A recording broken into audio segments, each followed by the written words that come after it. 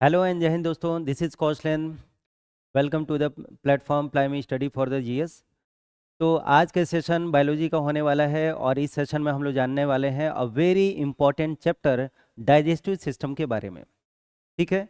तो बायोलॉजी के बारे में जब भी हम लोग हमारे दिमाग में आता है तो फिर वो खौफ एक जागृत हो जाती है, जिसमें हमें डर लगता है कि भाई बायोलॉजी में ऐसे खौफनाक वर्ड्स आते हैं, जबकि हालांकि ऐसा कुछ है नहीं। ठीक है।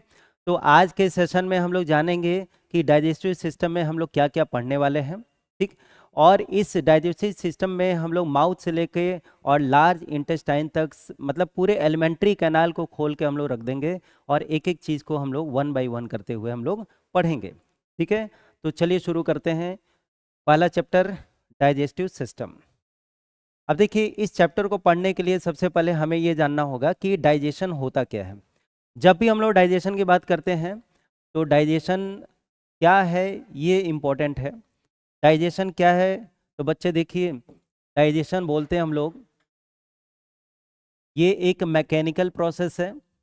मैकेनिकल प्रोसेस है और साथ ही साथ ये एक केमिकल प्रोसेस है। क्या है? Chemical process. ठीक है। तो ये मैकेनिकल और केमिकल दोनों तरह की प्रोसेस मानी जाती है। और इसको अगर हम बोलें तो हम एक वर्ड इस्तेमाल कर सकते हैं जिसे हम बोल सकते हैं कि ये एक मेटाबॉलिक प्रोसेस है। मेटाबॉलिक प्रोसेस है। और मेटाबॉलिक प्रोसेस को हम लोग उपापचयी क्रिया भी बोलते हैं। हिंदी में इसे उपापचयी क्रिया कहते हैं। अब ये जो मेटाबॉलिक प्रोसेस है ये तो बायोलॉजिकल टर्म है। ठीक। लेकिन ऐसे समझे तो इसमें मैकेनिकल प्रोसेस और केमिकल प्रोसेस दोनों हो रहा है। मैकेनिकल प्रोसेस ऐसे क्योंकि हम लोग जब भी खाना खाते हैं तो उस जटिल भोजन को हम लोग खाते हैं जिसे हम लोग कॉम्प्लेक्स फूड कहते हैं। क्या बोलते हैं? Complex food. ठीक है। और इसे हम लोग सिंपल फूड में ब्रेक डाउन करते हैं। सिंपल फूड में ब्रेक डाउन करते हैं। लेकिन ये सिंपल फूड में ऐसे नहीं कि आपने किसी भोजन के निवाले को लिया और उसे मिक्सी में चला दिया और वो बड़े से छोटे मॉलिक्यूल में टूट गया तो आप बोलेंगे कि यहीं डाइजेशन हो गया। नहीं, ऐसे नहीं। मैकेनिकल प्रोसेस का मतलब है कि आप च्यू करके भोजन को तोड़ देते हैं छोटे छोटे फॉर्म में। वो मैकेनिकल प्रोसेस है, वो एक तरह का फिजिकल प्रोसेस है। लेकिन केमिकल प्रोसेस कब होगा? जब कॉम्प्लेक्स फूड को सिंपल फूड में with the help of different type के एंजाइम्स, ठीक है, अलग अलग एंजाइम्स की मदद से हम लोग जटिल भोजन को सरल भोजन में जब तोड़ते हैं तो इसे हम लोग बोलते हैं क्या? Chemical process. ठीक है। और इसमें मदद करता है कौन? वाटर। ठीक है। तो आप ये बोल सकते हैं कि डाइजेशन एक तरह का लार्ज फूड का सिंपल फूड में ब्रेक डाउन है। ब्रेक डाउन है। लेकिन आप इसे बोल सकते हैं हाइड्रोलिसिस ऑफ फूड। ठीक है। हाइड्रोलिसिस क्यों? क्योंकि ये पानी के ही प्रेजेंस में होता है। विदाउट वाटर के प्रेजेंस में ये कभी संभव नहीं हो पाएगा। तो जब भी आपसे पूछा जाए कि कैटाबोलिक सॉरी मेटाबॉलिक प्रोसेस क्या है, मेटाबॉलिक प्रोसेस, तो आप बता सकते हैं कि मेटाबॉलिक प्रोसेस फर्दर क्लासिफाई कर सकते हैं कैटाबॉलिक प्रोसेस में, कैटाबॉलिक प्रोसेस और एनाबॉलिक प्रोसेस, एनाबॉलिक प्रोसेस। ठीक है। मेटाबॉलिक और एनाबॉलिक, इसे हम लोग बोलते हैं अपचय क्रिया या अपचयी क्रिया। हिंदी में बोलते हैं अपचयी क्रिया।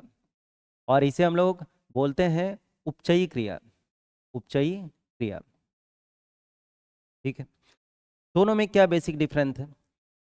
एनाबॉलिक कैटाबॉलिक दोनों को एक साथ बोलेंगे तो हम एक वर्ड में बोल सकते हैं मेटाबॉलिक प्रोसेस। लेकिन अलग अलग क्या है? अलग अलग है कि जब हम कॉम्प्लेक्स फूड को सिंपल फूड में तोड़ते हैं उस प्रोसेस को बोलते हैं कैटाबॉलिक प्रोसेस। ठीक है। कभी कभी क्या होता है कि सिंपल फूड चेंज होता है कॉम्प्लेक्स फूड में। हमारे बॉडी में ही होता है। ठीक है।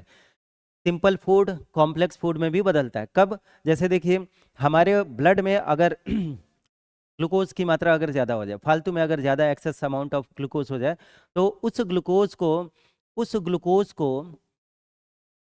जितने भी ग्लूकोज के मॉलिक्यूल हैं उनका एक चेन कन्वर्ट कर दिया जाता है।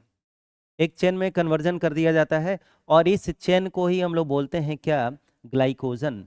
ये क्या है, ग्लाइकोजन। और ग्लाइकोजन कौन बनाता है, लीवर बनाता है। तो इट मीन्स आप बोल सकते हैं कि ये ग्लूकोज सबसे सिंपलेस्ट फॉर्म था और इसे कॉम्प्लेक्स फॉर्म में चेंज कर दिया गया। तो कभी कभी ऐसा भी होता है कि सिंपल फॉर्म से कॉम्प्लेक्स फॉर्म, उस प्रोसेस को बोलेंगे एनाबॉलिक, और जब कॉम्प्लेक्स से सिंपल बनेगा तो उसे बोलेंगे कैटाबॉलिक। इन दोनों को एक साथ प्रोनाउंसिएशन आप कर सकते हैं, मेटाबॉलिक प्रोसेस, जिसे हम लोग बोलते हैं उपापचयी क्रिया, उपापचयी क्रिया।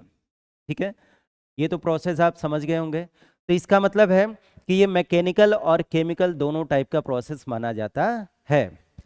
अब थोड़ा बहुत जान लेते हैं एंजाइम्स के बारे में, एंजाइम्स के बारे में। देखिए, एंजाइम जिसे हिंदी में हम लोग वीकर कहते हैं, क्या बोलेंगे, वीकर। देखिए बच्चे, जब भी वीकर की बात करते हैं, एंजाइम की बात करते हैं, तो एक क्वेश्चन आता है कि निम्न में से कौन एक जैव उत्प्रेरक की तरह कार्य करता है। जैव उत्प्रेरक, इसे हम लोग जैव उत्प्रेरक भी कहते हैं। ठीक है, इसका मतलब है बायो कैटलिस्ट, बायो कैटलिस्ट। एक तरह से बायो कैटलिस्ट की तरह काम करता है, क्योंकि कभी भी जैसे आप कार्बोहाइड्रेट खाए, कार्बोहाइड्रेट खाया, कार्बोहाइड्रेट में आपने स्टार्च खाया, क्योंकि रोटी खाए, चावल खाए, आपको क्या मिला, स्टार्च। और ये ब्रेक डाउन होगा किसमें, ये सबसे सिंपलेस्ट फॉर्म ग्लूकोज में ब्रेक डाउन होगा। हालांकि बीच में माल्टोज आता है, माल्टोज के बाद ग्लूकोज, लेकिन सबसे सिंपल फॉर्म है ग्लूकोज और सबसे जटिल फॉर्म है यानी कि कॉम्प्लेक्स फॉर्म है स्टार्च। लेकिन इसे ब्रेक डाउन करता है, इस रिएक्शन को फास्ट करता है, इसे क्या बोलते हैं, एंजाइम। एंजाइम के बस में ही ये काम है। ठीक है, और अलग अलग एंजाइम्स अलग अलग काम के लिए असाइन हुए हैं। ऐसा नहीं कि कार्बोहाइड्रेट को पचाने वाला एंजाइम प्रोटीन का पाचन कर देगा, ऐसा नहीं है। प्रोटीन पचाने वाले अलग एंजाइम्स होते हैं, कार्बोहाइड्रेट पचाने वाले अलग, और फैट का डाइजेशन करने वाले अलग। ठीक है, और ये एंजाइम वास्तव में क्या होते हैं, तो आप बोल सकते हैं ये नेचर में प्रोटीन होते हैं। क्या होते हैं, ये प्रोटीन होते हैं। ठीक है, तो सभी एंजाइम प्रोटीन होते हैं, ये जानते रहिए। ये क्वेश्चन है एग्जाम का, पहले बहुत बार ये पूछा गया है कि सारे एंजाइम्स, जितने एंजाइम हैं, जितने एंजाइम हैं वो क्या हैं, तो एक तरह से प्रोटीन है। ये सारे एंजाइम क्या हैं, एक तरह से प्रोटीन है। ये वाला सेक्शन आपका प्रोटीन का, लेकिन सारे प्रोटीन एंजाइम नहीं होते। ठीक है, तो ये जानते रहिए, ये कहाँ से निकलेंगे, ये किसी ना किसी ग्लैंड से सिक्रीट होते हैं। और हमारे बॉडी में ऐसे बहुत सारे डाइजेस्टिव ग्लैंड हैं जहाँ से ये सारे सिक्रीट होंगे।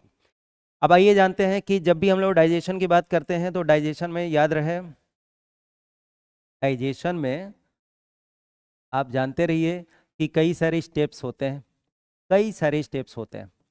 और हमारे एग्जाम में क्वेश्चन आता है कि सीधे स्टेप देकर पूछ लिया जाएगा, इस प्रोसेस में, इस स्टेप में होता क्या है। तो पहला स्टेप क्या है, फर्स्ट स्टेप है इंजेशन, इंजेशन।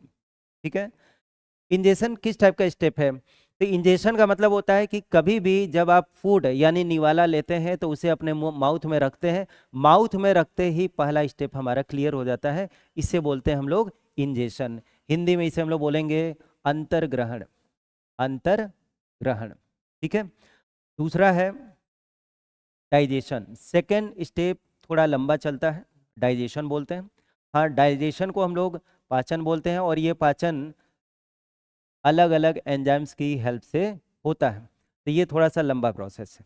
ठीक है, वही कॉम्प्लेक्स फूड को सिंपल फूड में इसका ब्रेक डाउन करते हैं।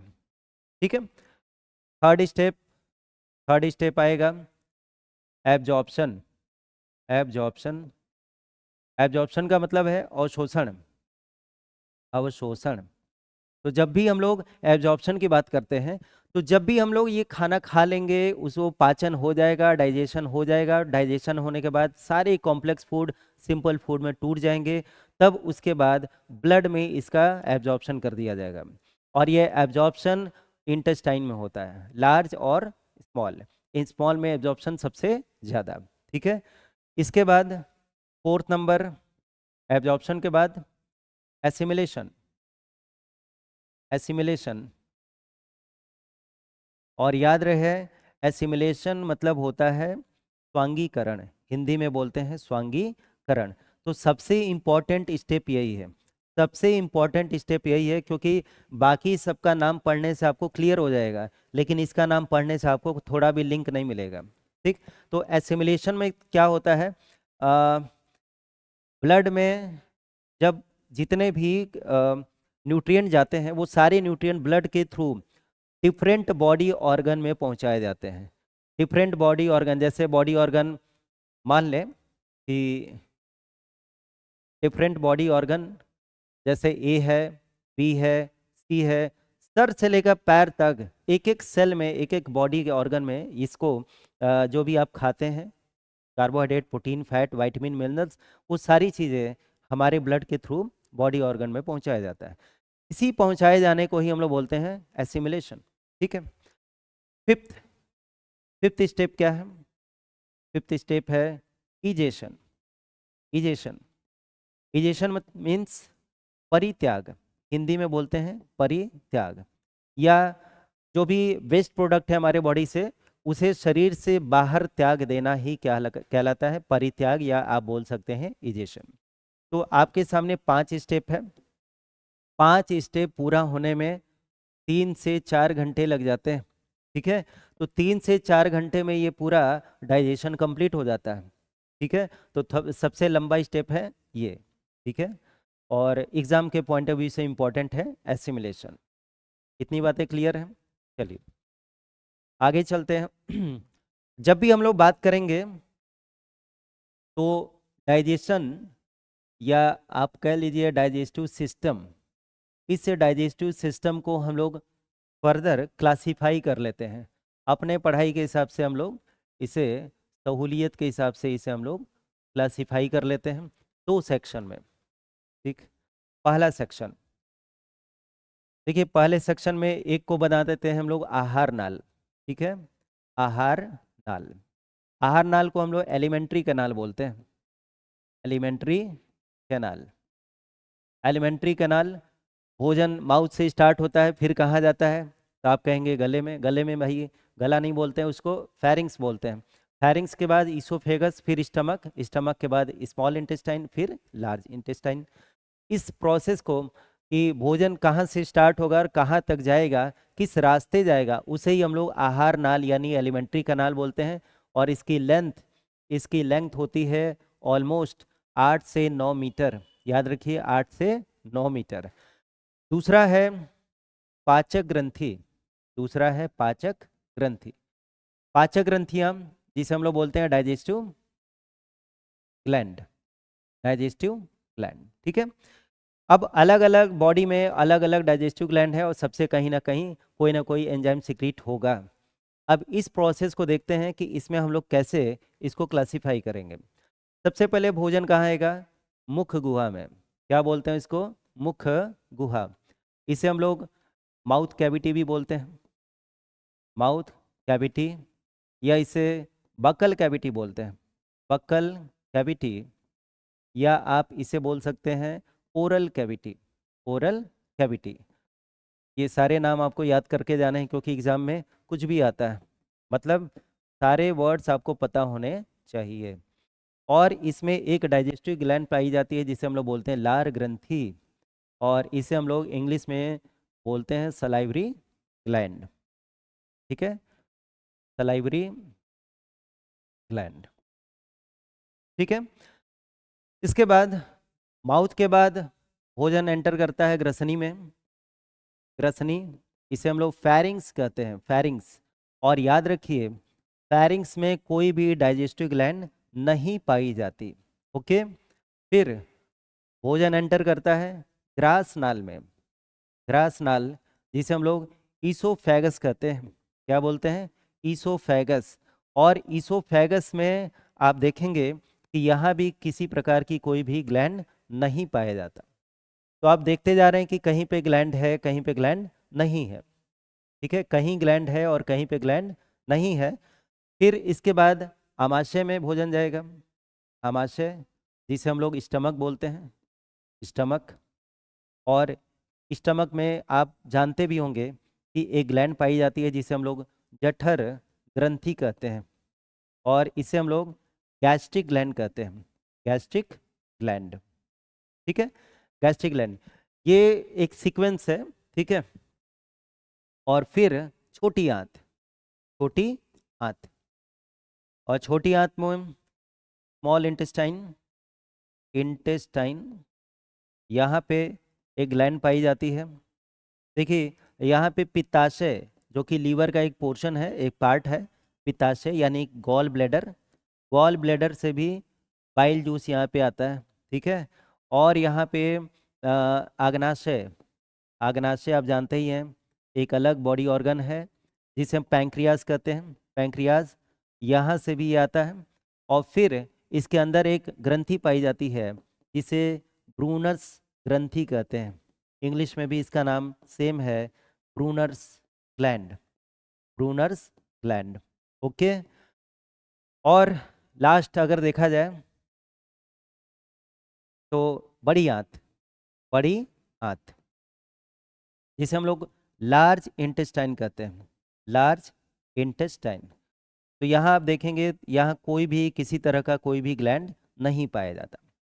तो आप देख सकते हैं कि माउथ में तो डाइजेशन हो रहा है क्योंकि जहाँ पे ग्लैंड है वहाँ पे डाइजेशन होगा, यहाँ डाइजेशन नहीं है, यहाँ डाइजेशन नहीं है, यहाँ होगा, यहाँ होगा, और बड़ी आंत में किसी तरह का डाइजेशन नहीं होगा। ये पूरा एक सीक्वेंस है। आप कह सकते हैं कि हम लोग इसी तरीके से हम लोग पढ़ेंगे। सबसे पहले हम लोग माउथ कैविटी यानी कि डाइजेशन इन माउथ पढ़ेंगे। अब डाइजेशन इन माउथ पढ़ेंगे तो आपको पता है कि वहाँ पे एक ग्लैंड पाई जाती है, सलाइवरी ग्लैंड। इस सलाइवरी ग्लैंड को भी वहीं पे पढ़ेंगे। तो अगर माउथ पढ़ते हैं तो सबसे पहले हम लोग टिथ के बारे में, फिर टंग के बारे में, देन हम लोग आते हैं लार ग्रंथि। ठीक है, फिर ग्रसनी पढ़ेंगे, ग्रासनाल पढ़ेंगे क्योंकि यहाँ पे कोई ग्लैंड नहीं इसलिए यहाँ पे ग्लैंड नहीं पढ़ना है। फिर आमाशय पढ़ेंगे तो जठर ग्रंथि, छोटी आंत पढ़ेंगे तो ये तीनों ग्लैंड, और फिर लास्ट में हम लोग पढ़ेंगे बड़ी आंत। ठीक है, इस तरीके से जब हम इतना पोर्शन कंप्लीट कर लेंगे तो सबसे लास्ट पढ़ेंगे लीवर, देन हमारा ये चैप्टर कंप्लीट हो जाएगा। समझ गए? तो आई होप ये सीक्वेंस आपको समझ में आ रहा होगा कि कैसे हमारा ये डाइजेशन का काम चलता है। ठीक है, ये प्रोसेस आपको समझ में आ रहा होगा। डाइजेशन क्या है, मैकेनिकल और केमिकल प्रोसेस है। फिर इसे हम लोग मेटाबॉलिक प्रोसेस बोलते हैं जो कि कैटाबॉलिक और एनाबॉलिक से मिलकर ये बना है। फिर एंजाइम के बारे में जान लीजिए क्या है, एंजाइम क्या है तो बायो कैटलिस्ट के रूप में पूछता है, ये टोटली प्रोटीन है। डाइजेशन के स्टेप्स यहाँ पे दिए गए हैं और ये पूरा एलिमेंट्री कैनाल का सीक्वेंस दिया गया है। सबसे लंबा पोर्शन एलिमेंट्री कैनाल का स्मॉल इंटेस्टाइन, 6.5 मीटर के आसपास इसकी लंबाई होती है। ठीक है, अब आइए सबसे पहला पोर्शन हमारा सेगमेंट है पढ़ाई का जिसको हम लोग बोलते हैं टिथ। ठीक है, सबसे पहले हम लोग पढ़ेंगे टिथ के बारे में क्योंकि हमारे माउथ में टिथ है। अच्छा, टिथ तो है लेकिन इसे हम लोग थीकोडोंट भी कहते हैं। एनसीईआरटी पढ़ेंगे तो आपको मिलेगा थीकोडोंट। आपको एक और वर्ड मिलेगा जिसे हम लोग बोलते हैं हेट्रोडोंट, हेट्रोडोंट। ठीक है, हिंदी में इसे क्या बोल सकते हैं? हिंदी में भाई इसे तो दांत ही बोलते हैं, आप सब जानते हैं इसे दांत बोलते हैं। ठीक है, इसे हम लोग गर्त दंती बोलते हैं, गर्त दंती। तो ये क्योंकि ये मसूड़े में धंसा होता है, एक सॉकेट में धंसा होता है इसलिए इसको थीकोडोंट बोलते हैं। और हेट्रोडोंट मतलब हो गया विषम दंती, दांत कितने प्रकार के हैं? विषम प्रकार के, तो इसे हम लोग विषम दंती यानी कि हेट्रोडोंट कहते हैं। अब ये आपके सामने ये लिख दिया गया एग्जाम में, देखिए दांत के लिए डाईफायोडोंट भी वर्ड इस्तेमाल होता है, याद कर लीजिए ये डाईफायोडोंट भी है, इसे हम लोग डाईफायोडोंट भी कहते हैं। ह्यूमन बॉडी में डाईफायोडोंट मतलब द्विदंती, क्या होता है? द्विदंती मतलब हमारे बॉडी में दांत 2 बार निकलते हैं जीवन में, 2 बार। एक मिल्क टूथ है जो कि मतलब दूध के दांत टूट जाते हैं तो दोबारा आते हैं, इसलिए दांत को द्विदंती यानी कि डाईफायोडोंट भी कहा जाता है। अब अगर देखा जाए कि ये दांत 4 तरह के हैं, कौन कौन से ये विषम दंती हैं, तो ये कौन कौन से टाइप्स हो सकते हैं? तो देखिए 4 तरह के दांतों के लिए हमें 4 सेक्शन बनाना पड़ेगा। पहला देखिए, पहले सेक्शन में आप लिख सकते हैं कृंतक, क्योंकि दांत का एक टाइप है कृंतक, इंसीजर। ठीक है, इंसीजर कहते हैं। और फिर रदनक बोलिए, सेकंड रत्नक, कैनाइन, कैनाइन बोलते हैं। अग्र चमड़क, अग्र चमड़क, जिसे हम लोग प्री मोलर बोलते हैं, प्री मोलर, ठीक है। और फिर चमड़क, जिसे हम लोग बोलते हैं मोलर, मोलर, ठीक है। अभी आपको 4 तरह के दांत दिख रहे हैं, ये 4 टाइप है, इसीलिए इसका नाम है विषम दंती, यानी कि हेट्रोडोंट। अब ये 4 तरह के दांत आपको हम डायग्राम में दिखाते हैं। ये आपको दिख रहा है इंसीजर है, कैनाइन है, प्री मोलर और मोलर। जब भी हम लोग इंसीजर की बात करते हैं तो ये चपटे दांत होते हैं, आगे के चपटे दांत, जो ऊपर 4 है और नीचे 4 है, तो आगे के ये चपटे दांत होते हैं, ये चपटे वाले दांत हैं। और उसके बगल में ये जो नुकीले दांत एक एक निकले होते हैं, उसे हम लोग कैनाइन बोलते हैं। और उसके बाद जो लास्ट के ये 3 दांत होते हैं, इसके बाद वाले, ठीक है, उसे प्री मोलर बोलते हैं। ये थोड़े कम चौड़े होते हैं, और सबसे ज़्यादा चौड़े दांत होते हैं मोलर, जो कि सबसे ज़्यादा चौड़े हैं। मतलब इन दोनों का फंक्शन पूछा जाए तो फंक्शन सेम है मोलर और प्री मोलर का। तो आप देखिए कि अगर कृंतक की बात करेंगे तो ये आगे के चपटे दांत होते हैं, फ्लैट होते हैं, ये वाले नुकीले होते हैं, नुकीले दांत होते हैं। और ये वाले चौड़े दांत होते हैं, चौड़े, और ये भी चौड़े दांत होते हैं, ठीक। लेकिन अगर पूछ लिया जाए कि कृंतक यानी इंसीजर का क्या काम है, तो भाई चपटे दांतों से आप क्या करेंगे, काटने का काम करेंगे। तो आप बाइटिंग का काम करते हैं, बाइट करते हैं। आप सेव खाना है तो आगे के दांतों से ही हम उसे बाइट करते हैं। नुकीले दांत, नुकीले दांत चीरने और फाड़ने का काम करते हैं, टीयरिंग, चीरने और फाड़ने का। चौड़े दांत से आप ग्राइंडिंग करते हैं, ग्राइंडिंग, पीसने का काम, या आप बोल सकते हैं चुइंग का काम करते हैं, चबाने का काम करते हैं। और सेम फंक्शन इसका भी है, grinding and chewing, grinding and chewing, ठीक है। तो चबाने और पीसने के लिए हमारे पास चमड़क यानी मोलर और अग्र चमड़क यानी प्री मोलर्स हैं। लेकिन अगर इनका नंबर पूछ लिया जाए कि भाई बताइए नंबर्स के फॉर्म में ये कितने होते हैं, तो आप बताएंगे कि नंबर्स के फॉर्म में 2, 1, 2 और 3। तो आप कहेंगे ये तो बहुत कम हुआ, 2, 1, 2, 3। भाई देखिए होता क्या है कि आप पहले जान लीजिए कि जो हमारा डेंटल फॉर्मूला है वो कहता क्या है। ये हमारा मान ले अपर जॉ है, अपर जॉ, और ये हमारा लोअर जॉ है, लोअर जॉ। अब अपर जॉ लोअर जॉ को भी हम लोग 2 सेक्शन में डिवाइड कर देते हैं, लेफ्ट हाफ, राइट हाफ, मतलब इधर लेफ्ट और इधर राइट। अब जो नंबर दिया गया है वो ऐसे है 2, 1, 2, 3, इधर भी 2, 1, 2 और 3, फिर सेम 2, 1, 2, 3, और फिर सेम 2, 1, 2, 3। अब यहाँ आप देखेंगे कि ये है 2 क्या है इंसीजर, 1 क्या है कैनाइन, फिर क्या है प्री मोलर, और क्या है मोलर।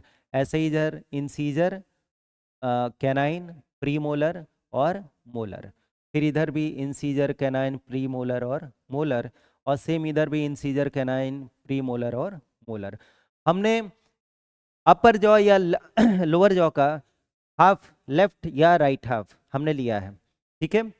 तो ये जो लिखा हुआ है ये 1/4 का हिस्सा लिखा गया है। तो अगर हम लोग डेंटल फॉर्मूला देखें, डेंटल फॉर्मूला क्या कहता है, डेंटल फॉर्मूला ये कहता है कि जो एडल्ट होते हैं, एडल्ट, उनमें और बच्चों में अलग अलग होता है।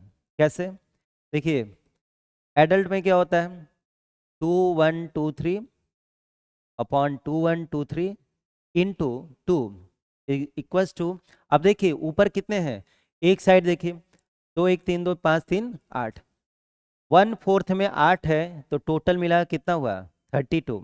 लेकिन अगर बच्चे में देखा जाएगा तो 2102 अपॉन 2102 इंटू 2। अब इसमें देखा जाए तो 2, 1, 3, 2, 5, 1/4 में 5, तो ऐसे टोटल लेकर 20 दांत होते हैं। आप कहेंगे कि चलो ठीक है, ये तो डेंटल फॉर्मूला हो गया, डायरेक्टली ऐसे क्वेश्चन एग्जाम में पूछे जाते हैं।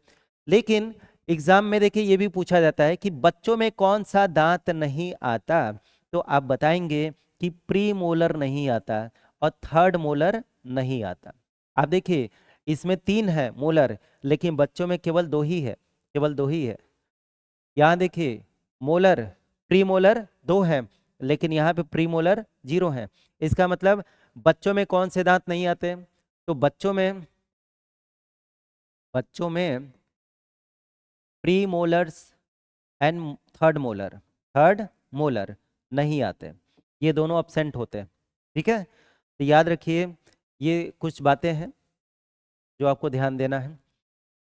तो 20 दांत, कुछ फैक्ट है आपको बता दें कि कुछ फैक्ट ये है कि मनुष्य में एक दंती यानी एक दंती दांत कितने होते हैं, जिसे हम लोग बोलते हैं मोनोफायोडोंट। तो आप कहेंगे एक दंती दांतों की संख्या 12 होती है, क्योंकि 20 दांत जब टूटेगा तो 20 दांत दोबारा आएगा, तो दो जीवन में 2 बार आ रहा है, लेकिन 12 दांत केवल एक ही बार आते हैं। तो 12 दांत एक बार आते हैं, इसलिए उसे मोनोफायोडोंट यानी कि एक दंती बोलते हैं। लेकिन द्विदंती दांत कितने होते हैं? द्विदंती दांत जिसे हम लोग बोलते हैं डाईफायोडोंट, डाईफायोडोंट, ये कितने होते हैं? ये 20 होते हैं, क्योंकि ये जीवन में 2 बार आ रहे हैं। फिर परमानेंट टिथ यानी स्थायी दांतों की संख्या कितनी होती है? स्थायी दांत परमानेंट टिथ कितने होते हैं? 32। भाई अब ये जो 32 आ गया ये दोबारा नहीं टूटेगा, ये परमानेंट है। लेकिन अगर पूछे अस्थायी दांत कितने होते हैं? अस्थायी दांत यानी टेम्पररी टूथ, या आप इसे बोल सकते हैं मिल्क टूथ, या इसे ही आप बोल सकते हैं डेसिडुअस टूथ। ठीक है, तो इनकी संख्या कितनी होती है? 20 होती है। 20 दांत आएगा, दोबारा ये टूट जाएगा। और लास्ट आप बोल सकते हैं कि जीवन काल में कुल दांत मतलब पूरे लाइफ स्पैन में टोटल कितने दांत आते हैं? तो 52 दांत आते हैं, याद रखिए 52। 20 बचपन में टूट गया दूध वाले, और 32 नए आए। 32 और 20 कितने? 52। ठीक है, तो आपको यहाँ पे दिखाई दे रहा है ये 4 है। अच्छा, कुछ फैक्ट आपको और हम बता दें आपको, जैसे अगर हम पूछें कि भाई इनमें जड़ कितने पाए जाते हैं, रूट अगर पूछा जाए कि रूट कितने पाए जाते हैं, तो आप बता सकते हैं जैसे इंसीजर। ठीक है, अगर यहाँ पे जड़ यानी रूट की बात करें कि भाई बताइए रूट कितने होते हैं, इंसीजर है, कैनाइन, फिर प्री मोलर और फिर मोलर। ठीक, तो इसमें आप बता सकते हैं इंसीजर में तो एक ही रूट पाया जाता है, कैनाइन में भी एक ही रूट, यहाँ पे आपको दिखाई दे रहा होगा इंसीजर और कैनाइन में एक एक रूट है, लेकिन इसमें प्री मोलर में 2 होता है, यहाँ पे आपको दिख नहीं रहा है, ये पीछे होता है। ठीक है, तो इसमें भी कंडीशन है, मैं आपको बता रहा हूँ इसमें कंडीशन है। जैसे प्री मोलर में अगर पूछा जाए अपर जॉ में कितने रूट, तो आप बताइए 2। ऊपरी जबड़े में मजबूती ज़्यादा चाहिए, ठीक है, तो वहाँ पे 2 रूट है, क्योंकि उसे होल्ड करना है। ठीक है, और निचले में लोअर जॉ में 1 रूट चाहिए।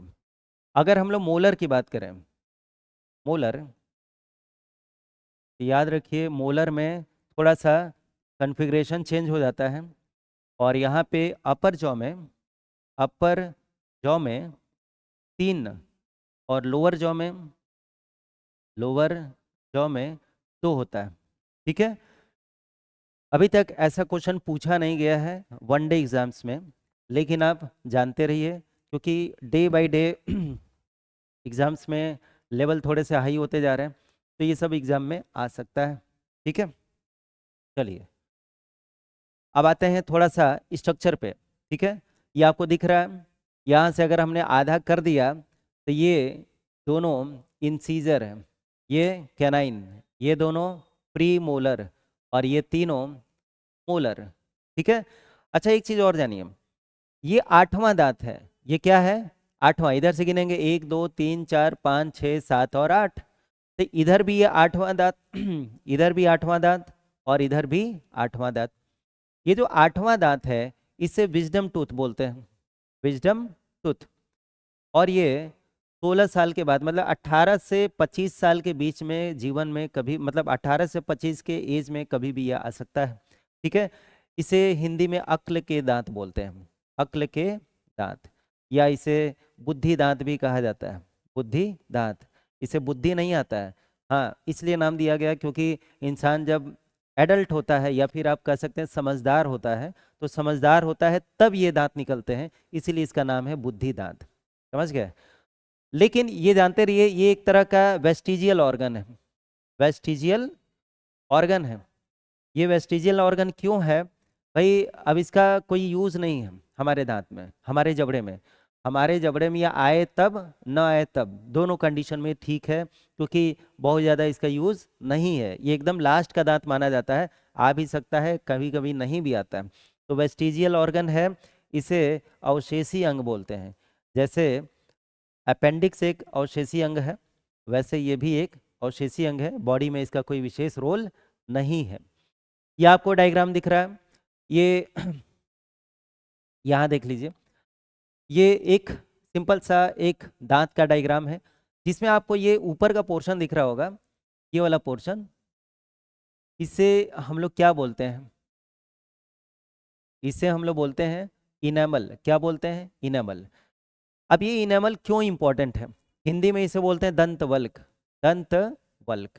देखिए इनेमल इसलिए इंपॉर्टेंट है क्योंकि ये बॉडी का हार्डेस्ट पार्ट है, हार्डेस्ट पार्ट है। शरीर में सबसे कठोरतम भाग इनेमल माना जाता है। क्यों? क्योंकि इसमें वाटर का परसेंटेज बहुत ही कम है, बहुत ही नेग्लिजिबल है, और पानी जितना कम रहेगा वो उतना ही हार्ड माना जाएगा। ठीक है, इनेमल के ठीक नीचे मतलब ये वाला पोर्शन, जो ये ग्रीन वाला पोर्शन आप देख रहे हैं, ये वाला पोर्शन क्या है? इसे हम लोग डेंटाइन बोलते हैं। देखिए एग्जाम में ये पूछा गया सवाल है, इसे हम लोग डेंटाइन बोलते हैं, यहाँ लिखा हुआ है डेंटाइन। डेंटाइन इससे क्वेश्चन क्यों आया, इससे क्वेश्चन क्या आया है? तो ये कैल्शियम का बना होता है, याद रखिए डेंटाइन का मैक्सिमम पार्ट कैल्शियम का बना होता है। एग्जाम में यही क्वेश्चन पूछा गया है। और ये भी जानते रहिए कि ये डेंटाइन दांत का सर्वाधिक भाग बनाता है, ये दांत का सर्वाधिक भाग बनाता है, सर्वाधिक भाग बनाता है, मतलब मैक्सिमम पोर्शन दांत में क्या है ये। अब जैसे ओल्ड एज के पीपल में आप देखेंगे कि वो दांत पे दांत रगड़ खाते खाते घिस जाता है, तो दांत का एक अंदर का पोर्शन दिखता है, ऊपर का जो पोर्शन दिख रहा है वो क्या है? वो इनेमल है। लेकिन अंदर से थोड़ा थोड़ा पीला पीला येलोइश पार्ट दिखता है, वो येलोइश पार्ट क्या है? डेंटाइन। ये हल्का पीलापन लिए हुए दिखाई देगा। ठीक है, और दांत का जितना पोर्शन ऊपर से दिखता है इसे हम लोग क्राउन कहते हैं।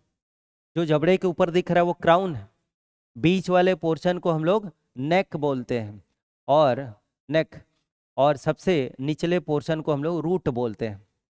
और इस रूट में आप देख रहे होंगे कि इधर एक खाली जगह है, इतना पोर्शन, इसे हम लोग पल्प कैविटी बोलते हैं। डेंटिस्ट लोग इसको क्या बोलते हैं? जो डॉक्टर होते हैं दांत के, वो क्या बोलते हैं? चैम्बर बोलते हैं। तो कभी सड़न होती है तो इस सड़न यहाँ तक पहुँच जाती है, यहाँ से इनेमल सड़ते सड़ते डेंटाइन सड़ते हुए ये चैम्बर तक आ जाता है, और चैम्बर ऑलमोस्ट खाली होता है। और जैसे ये खाली पोर्शन भी बैक्टीरिया उसको कैविटी मतलब उसका इरोजन कर देता है, तो उसमें जो भी खाना आप खाएंगे वो खाना जाके फंसेगा, उसमें पस पैदा होगा, इन्फेक्शन होगा। ठीक है, तो डॉक्टर इसे चैम्बर बोलते हैं, और चैम्बर ओपन हो जाता है तो फिर उसका फिर या तो उसको निकालना पड़ता है या तो आरसीटी करते हैं। ठीक है, और आरसीटी इसी में होता है, इस रूट कैनाल में ही एक रूट कैनाल ट्रीटमेंट होता है। इसमें आप देख रहे हैं ये जो लाल और नीले रंग की ये दिख रहा है स्ट्रक्चर, ये नर्व्स हैं, इनको क्या बोलते हैं? नर्व्स। ठीक है, और ये नर्व सीधे कनेक्शन इसका किससे है? इसका कनेक्शन सीधे ब्रेन से है। अगर आपके दांतों में दर्द हो रहा है, या फिर आपके दांतों में ठंडा या गर्म का एहसास हो रहा है, सेंसेशन हो रहा है, तो ये सीधे ये जो नर्व्स है ये सीधे इसको ब्रेन को एक सूचना देती है कि ब्रेन में दांत में दर्द हो रहा है। ठीक है, तो आरसीटी में डॉक्टर इसी नस को खींच के निकाल देते हैं, अब दांत बेजान हो जाता है, और फिर उसके बाद किसी तरह का कोई पेन, किसी तरह का कोई सेंसेशन नहीं होता है।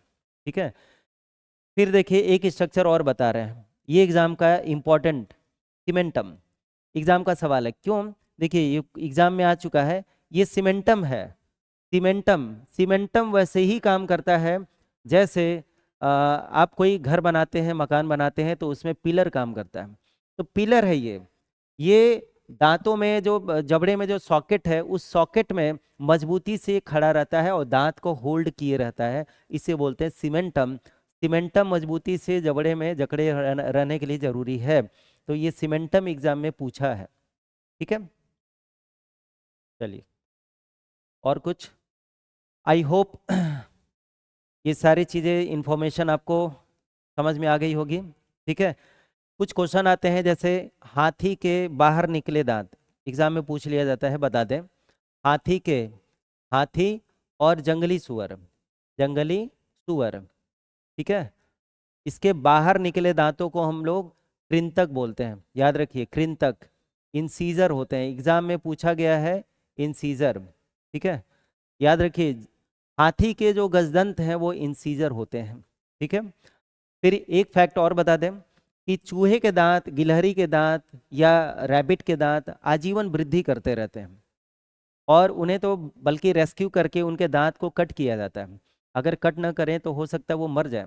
अगर किसी चूहे को शीशे के जार में बंद कर देंगे तो 1-1.5 महीने बाद वो मर सकता है, क्योंकि उसके दांत बढ़ते रहेंगे और वो शीशे के जार को कुतर नहीं पाएगा। तो अगर चूहे कुतरते हैं तो उसके पीछे उनकी मजबूरी यही है कि दांत को बढ़ने से रोकते हैं और वो घिसते हैं।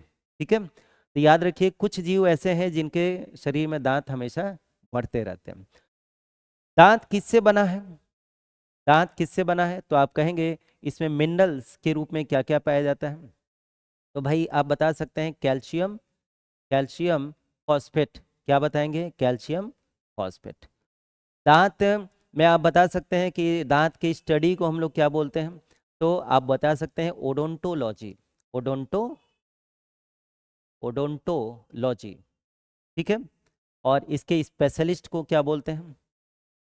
स्पेशलिस्ट, तो आप बता सकते हैं डेंटिस्ट। क्या बोलेंगे? डेंटिस्ट। ठीक है, अब आइए कुछ इंपॉर्टेंट एमसीक्यूज हम लोग कर लेते हैं, क्योंकि जो टॉपिक पढ़ेंगे उस टॉपिक से रिलेटेड हम लोग कुछ एमसीक्यू कर लें तो हमें आइडिया हो जाएगा कि क्वेश्चन कैसा पूछा जाता है। ये क्वेश्चंस आपके एसएससी और रेलवे में आए हुए हैं। ठीक है, आई होप आप लोग क्वेश्चन कर पाएंगे। देखिए लिखा हुआ है कि, दिया है कि दांतों के इनेमल यानी कि दंतवल्क में मुख्यतः कौन सा खनिज पाया जाता है? खनिज पूछ रहा है। विच mineral is mainly found in tooth enamel? तो यहाँ दिया है calcium carbonate, calcium phosphate, calcium chloride, magnesium sulphate. अभी आपको जस्ट बताया गया कि कैल्शियम फॉस्फेट। क्या आप आंसर लगाएंगे? Calcium phosphate. ठीक है, चलिए next. Dental caries mainly occurs due to, दांतों में सड़न किसके कारण होता है? भाई बैक्टीरिया के कारण होता है। यहाँ दिया है एक्सेसिव कैल्शियम, ज़्यादा कैल्शियम हो जाए तो एसिड प्रोड्यूस्ड बाय बैक्टीरिया। भाई अगर रात में हम ब्रश, खाना खाने के बाद ब्रश नहीं करते हैं तो माउथ का पीएच मान बहुत लो हो जाता है, एसिडिक हो जाता है, जिसके वजह से बैक्टीरिया हमारे दांतों में सड़न, कैविटी करने लगते हैं। ठीक है, नेक्स्ट। अक्ल के दांत यानी विजडम टिथ किस प्रकार के दांत होते हैं? Wisdom teeth belongs to which category?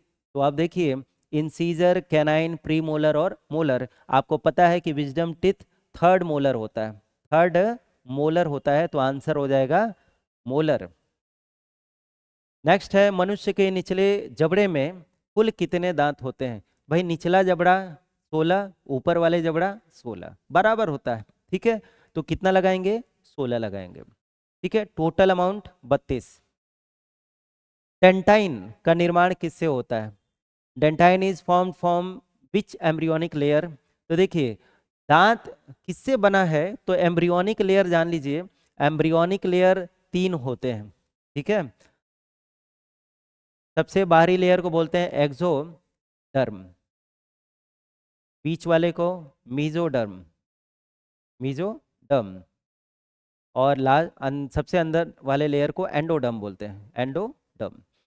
तो मीजोडर्म से ही हड्डियां बनी है, मीजोडर्म से ही ब्लड बना है, मीजोडर्म से ही दांत बना है। आंसर लगाइए मीजोडर्म। इसे हम लोग जर्म प्लाज्म बोलते हैं। क्या बोलते हैं? Germ plasm. जर्म प्लाज्म से ही बॉडी के डिफरेंट ऑर्गन बने हैं। बहुत सारे ऑर्गन एंडोडर्म से बने होंगे, कुछ एक्सोडर्म से बने होंगे, तो बहुत सारे मीजोडर्म से बने हैं। दांत बना है मीजोडर्म से। दूध के दांतों में निम्न में से कौन सा दांत अनुपस्थित होता है? Which type of tooth is absent in milk teeth? Incisor, canine, premolar और मोलर। तो दूध के दांत में मोलर, सॉरी, प्री मोलर बिल्कुल नहीं होता। मोलर तो होता है लेकिन थर्ड मोलर नहीं होता, और ऐसा कहीं स्पेसिफाई है नहीं, इसलिए आंसर क्या लगाएंगे? Pre molar. नेक्स्ट है, दांतों में संवेदना यानी कि सेंसिटिविटी किस भाग के कारण होती है? Which part of the tooth is responsible for sensitivity? Enamel, dentine, cement और क्राउन। तो आप देखिए, जब भी सेंसिटिविटी की बात होगी तो डेंटाइन आप आंसर लगाएंगे। क्या लगाएंगे? डेंटाइन। क्योंकि डेंटाइन तक ही हमें ये सेंसिटिविटी पता चलता है, क्योंकि वहाँ पे होता है नर्व्स। एक एडल्ट मनुष्य में डेंटल फॉर्मूला क्या है? तो आपको पता ही है, 2123 अपॉन 2123 इंटू 2 इक्वल्स टू 32। तो यहाँ देखिए 2123/2123 सही है। इंसीजर, कैनाइन, प्रीमोलर और मोलर। सही है, पहला option is the right answer. ठीक है। दांतों को जबड़े से जोड़ने वाला भाग कौन सा है? इनेमल, डेंटाइन, सीमेंटम और पल्प। तो सीमेंट, सीमेंट नहीं है बल्कि ये सीमेंटम है। इसे बोलते हैं सीमेंटम, गलत छपा है, सीमेंटम। ठीक है। सीमेंटम पिलर की तरह काम करता है, मजबूती से पकड़े रहता है सॉकेट में। दांत का सबसे कठोर भाग कौन सा है? सबसे हार्डेस्ट पार्ट अभी आपको बताया गया, इनेमल, क्योंकि इसमें पानी 9 के बराबर माना जाता है। मनुष्य के अक्ल के दांत यानी कि विजडम टूथ किस आयु में निकलते हैं? तो 16 के बाद कभी भी निकल सकते हैं, यानी कि 17 से 25 साल के बीच में आ भी सकते हैं और नहीं भी आ सकते हैं। नेक्स्ट है, भोजन को पीसने यानी ग्राइंडिंग का कार्य कौन से दांत करते हैं? Which teeth help in grinding food? तो ग्राइंडिंग फूड के लिए प्री मोलर और मोलर, क्योंकि ये सबसे लास्ट वाले पोर्शन के दांत होते हैं और ये चौड़े होते हैं, इसलिए इनका काम है भोजन को चबाना और पीसना। मनुष्य के दांत किस प्रकार के होते हैं? Human teeth are which type? तो होमोडोंट तो होता नहीं है, पॉलीडोंट होता नहीं है, आंसर लगाएंगे हिट्रोडोंट। हिट्रोडोंट हो या डाईफायोडोंट हो, या बोल सकते हैं मोनोडोंट भी होते हैं। मोनोडोंट, 12 दांत मोनोडोंट भी होते हैं, और थीकोडोंट, थीकोडोंट। तो थीकोडोंट दांत पूरे ही 32 के 32 जबड़े में ही धसे होते हैं, इसलिए थीकोडोंट। 12 मोनोडोंट, डाइफायोडोंट 20 और हिट्रोडोंट 4। ठीक है, 4 तरह के होते हैं, इसलिए हिट्रोडोंट। दूध के दांतों में यानी मिल्क टीथ की कुल संख्या कितनी होती है? तो दूध वाले दांत कितने होते हैं? 20। ठीक है। मिल्क टूथ कितने होते हैं? 20। मनुष्य में कुल कितने स्थायी दांत होते हैं? परमानेंट टीथ टोटल कितने? 32। क्योंकि 32 जब लास्ट में आ जाता है तो उसके बाद 32 कभी टूटता नहीं। ठीक है। तो आज के क्लास में इतना ही। आज के क्लास में हमने जाना कि डाइजेशन होता क्या है, किस तरह का प्रोसेस है। इसमें एलिमेंट्री कैनाल के बारे में पूरा सीक्वेंस हमने जाना, उसमें कौन कौन से ग्लैंड्स होते हैं ये हमने सीखा। देन हमने एक टॉपिक भी कवर किया जिसका नाम है टिथ, और उस टिथ से रिलेटेड हमने 15 एमसीक्यूज किए जो हमारे रेलवे और एसएससी में पुटअप किए गए। ठीक है। आई होप ये वीडियो आपको अच्छी लगी होगी। धन्यवाद।